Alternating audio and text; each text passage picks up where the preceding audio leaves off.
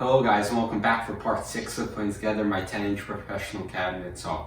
In part 6, we will be putting on the front tube and we will be setting up the fence for our saw.